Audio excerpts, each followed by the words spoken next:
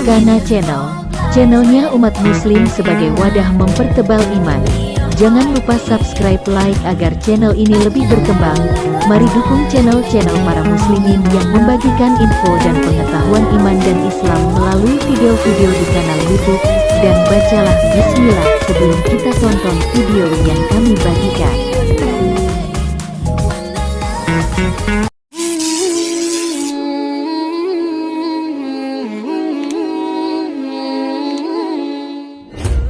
Al-Quran sebagai wahyu Allah yang diturunkan melalui malaikat Jibril kepada Nabi Muhammad SAW, sebagai petunjuk dan jalan yang jelas bagi umatnya. Kesucian Al-Quran sangat dijaga oleh Allah Subhanahu wa Ta'ala, bahkan ketika seseorang menghina Al-Quran, Allah memberikan hukuman kepadanya.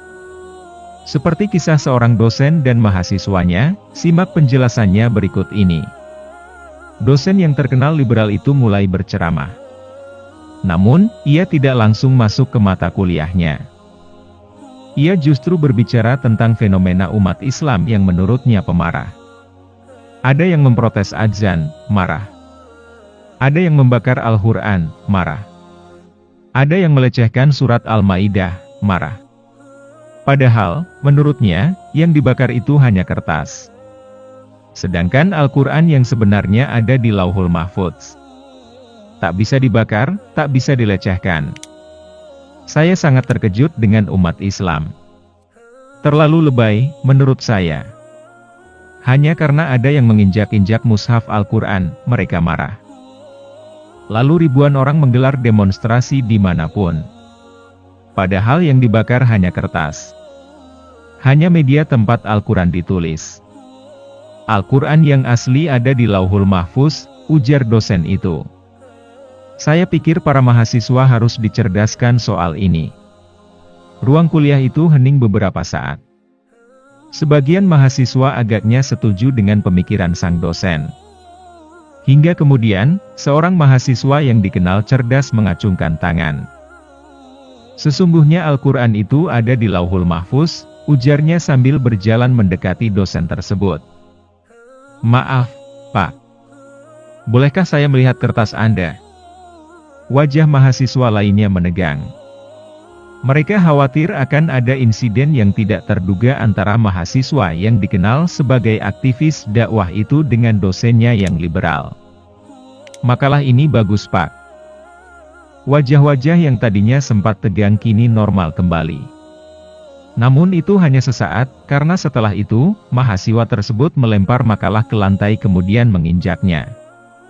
Sayang sekali analisanya kurang komprehensif. Tak cukup menginjak. Ia ludahi makalah itu kemudian ia injak-injak lagi. Praktis makalah tersebut menjadi kotor dan rusak. Di dekatnya, sang dosen melotot. Mukanya merah padam. Kedua telapak tangannya menggenggam erat. Kurang ajar. Kamu menghina karya ilmiah saya. Kamu menghina pemikiran saya, kata sang dosen sembari melayangkan tangannya ke arah mahasiswa. Namun, dengan cekatan mahasiswa itu menangkisnya. Marah ya, Pak? Saya hanya menginjak kertas. Saya hanya meludahi kertas. Saya hanya melecehkan kertas. Saya tidak melecehkan pemikiran Bapak, karena pemikiran Bapak ada di kepala Bapak. Saya kan tidak menginjak kepala Bapak.